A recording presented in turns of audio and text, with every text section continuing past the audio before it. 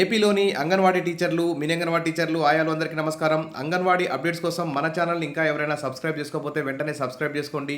Videos మాత్రం ఖచ్చితంగా ఒక లైక్ చేయండి, బెల్ సింబల్ ప్రెస్ చేయండి, మీ ఫ్రెండ్స్ షేర్ చేయండి. విషయంలోకి వెళ్తే ఆంధ్రప్రదేశ్లో నూతన మంత్రివర్గం అయితే ఏర్పాటు కావడం జరిగింది. అందులో మన అంగన్వాడీ వ్యవస్థకు సంబంధించి మహిళా శిశు సంక్షేమ శాఖ మంత్రిగా ఇక్కడ కనిపిస్తున్నటువంటి గుమ్మడి సంధ్యారాణి గారైతే మంత్రి పదవి అయితే పొందారు. మరి ఈవిడ గారి గురించి కొన్ని విషయాలు మనం తెలుసుకుందాం. ఈమె వ్యక్తిత్వం ఎలాంటిది, ఈమె ఇలా సాధారణ మహిళ నుంచి అసెంబ్లీకి ఎలా వెళ్ళారు, మరి మన అంగన్వాడీ వ్యవస్థకు ఎలాంటి సేవ చేసే అవకాశం ఉంది, ఈమె యొక్క నేపథ్యం గురించి కొంచెం చిన్నగా బ్రీఫ్గా ఎక్స్ప్లెయిన్ చేస్తా. తప్పకుండా వీడియో మొత్తం వినండి, ఖచ్చితంగా లైక్ చేయండి. ఇక్కడ చూస్తే గుమ్మడి సంధ్యారాణి అనే నేను ఆంధ్రప్రదేశ్ మహిళా శిశు సంక్షేమ శాఖ మంత్రిగా నియామకం కావడం వారికి మన ఏపీ అంగన్వాడీ టీచర్లు, ఆయాలు, సూపర్వైజర్లు, మరి అంగన్వాడీ వ్యవస్థలో ఉన్నటువంటి లబ్ధిదారులు అందరి తరపున శుభాకాంక్షలు తెలియజేద్దాం. మరి గుమ్మడి సంధ్యారాణి అసెంబ్లీ జర్నీ ఆమె సంకల్పానికి నిదర్శనం అని చెప్పుకోవచ్చు. ఆమె చాలా కష్టపడి పైకొచ్చినటువంటి మహిళ. సంధ్యారాణి తొలిసారి ఎమ్మెల్యే అయ్యారు. గుమ్మడి సంధ్యారాణి అసెంబ్లీకి వెళ్ళడం ఆమె పట్టుదలకు, సంకల్పానికి నిదర్శనం. 2 సార్లు అసెంబ్లీ ఎన్నికల్లోనూ, ఒకసారి పార్లమెంటు ఎన్నికల్లోనూ పోటీ చేసి 3 సార్లు ఓడిపోయారు. ఆమె ఈసారి మాత్రం ఈ తెలుగుదేశం ప్రభుత్వం పార్టీ తరపున విజయ పదంలో దూసుకెళ్లడం జరిగింది. మరి టీడీపీ నేతృత్వంలోని మహాకూటమి ప్రభుత్వంలో 3 మహిళా నేతలు మంత్రులయ్యారు. వీరిలో వంగలపూడి అనిత, తర్వాత గుమ్మడి సంధ్యారాణి, వీరికి మంత్రి పదవులు దక్కడం ఇదే తొలిసారని చెప్పుకోవచ్చు. ఇక ముఖ్యంగా ఎస్సీ, ఎస్టీ, బీసీ వర్గాలకు చెందిన మహిళా నేతలను తెలుగుదేశం, జనసేన, బీజేపీ క్యాబినెట్లో చేర్చుకున్నారు. 3లో సంధ్యారాణి తొలిసారి ఎమ్మెల్యే అయ్యారు. గుమ్మడి సంధ్యారాణి అసెంబ్లీకి వెళ్ళడం ఆమె పట్టుదలకు, సంకల్పానికి నిదర్శనం.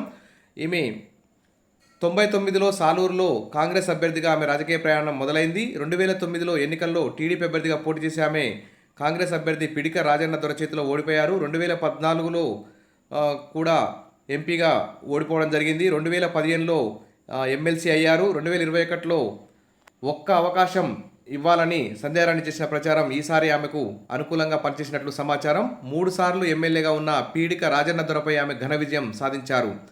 మరి గుమ్మడి సంధ్యారాణి ఎమ్మెల్యేల ద్వారా ఎన్నికైన శాసన మండలి సభ్యురాలు. ఆమె 1973న ముత్యాలు పార్వతమ్మ దంపతులకు జన్మించడం జరిగింది. ఆమె విజయనగరంలోని ఎంఆర్ మహిళా కళాశాల నుండి బీఎస్సీ డిగ్రీ చేసింది.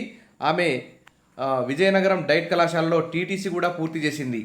అంటే విద్యార్థులకు ఎలా చదువు చెప్పాలి అనే అంశంపై ఈ గుమ్మడి సంధ్యారాణి గారికి మంచి అనుభవం ఉంది. టీటీసీ అంటే ప్రైమరీ స్కూల్ సంబంధించినటువంటి ఉపాధ్యాయ శిక్షణ పొందింది కాబట్టి మన అంగన్వాడీలకు సంబంధించి కూడా ఎలా విద్యాబోధన చేయాలి, ఎలాంటి సమస్యలు ఉంటాయి అనే అంశాల మీద పూర్తి అవగాహన ఉంది. తర్వాత ఇక ఈమె అనేక పదవులు కూడా ఆంధ్రప్రదేశ్లో అలంకరించడం జరిగింది. ప్రస్తుతం అయితే మహిళా శిశు సంక్షేమ శాఖ మరియు గిరిజన సంక్షేమ మంత్రి పదవి కూడా ఇవ్వడం జరిగింది. ఈవిడ అనేక కార్యక్రమాల్లో చాలా చురుగ్గా పాల్గొనేటువంటి మహిళ.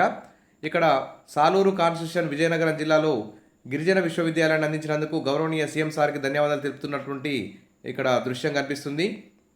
ఇక్కడ మొక్కలు నాటుతున్నటువంటి దృశ్యం. తర్వాత ఇక్కడ గణేష్ చతుర్థి సందర్భంగా మట్టి విగ్రహాలని పంపిణీ చేస్తున్నటువంటి ఇక్కడ గుమ్మడి సంధ్యారాణి గారు. ఈ విధంగా బాధిత కుటుంబానికి చెక్కును అందిస్తున్నటువంటి సీఎం సహాయ చెక్కుని అందిస్తున్నటువంటి సంధ్యారాణి గారు. ఇంకా ఇక్కడ చూస్తే ముత్యాలమ్మ జాతరలో బోనాలు ఎత్తుకొని పండుగలను కూడా ఘనంగా నిర్వహిస్తున్నటువంటి ఇక్కడ గుమ్మడి సంధ్యారాణి గారు. ఈ విధంగా ప్రచారంలో పాల్గొన్నటువంటి ఈ గుమ్మడి సంధ్యారాణి ఘన విజయం సాధించి ఇక్కడ సాధారణ మహిళా స్థాయి నుంచి అసెంబ్లీకి తన ప్రయాణాన్ని అయితే కొనసాగించడం జరిగింది. ఎట్టకేలకు ఆంధ్రప్రదేశ్ మహిళా శిశు సంక్షేమ శాఖ మరియు గిరిజన సంక్షేమ శాఖలను అయితే పొందడం జరిగింది. ఇది చాలా ముఖ్యమైనటువంటి శాఖలు. ఎందుకంటే గిరిజన ఎస్టీకి చెందినటువంటి మహిళ కాబట్టి గిరిజనులు ఎక్కువ శాతం గిరిజనులే అంగన్వాడీ కేంద్రాల్లో ఉంటారు కాబట్టి వారికి ఉన్న సమస్యలన్నింటినీ పరిష్కరించడంలో ఈ సంధ్యారాణి గారు కృషి చేస్తారని చెప్పి చంద్రబాబు నాయుడు గారికి సానుకూలంగా ఆ, మంచి నిర్ణయాలు తీసుకునే విధంగా సహకరిస్తారని చెప్పి ఆశిద్దాం. ఏది ఏమైనా ఎంతోమంది మంత్రులు మన మహిళా శిశు సంక్షేమ శాఖని చేపడుతున్నారు. కానీ ఎన్నిసార్లు ధర్నాలు చేసినా, ఎన్ని సమ్మెలు చేసినా సమస్యల పరిష్కారంలో అయితే అసలు ముందుకైతే రావడం లేదు.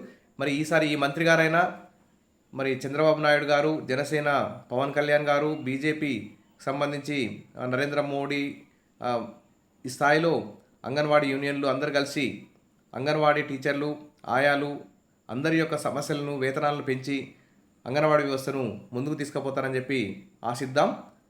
ఇదండి ఈరోజు ఈ మహిళా శిశు సంక్షేమ శాఖ మంత్రి గురించి కొన్ని ముఖ్యమైన విషయాలు. మీకు నచ్చితే లైక్ చేయండి, మీ ఫ్రెండ్స్ షేర్ చేయండి. Wish all the best. Thank you.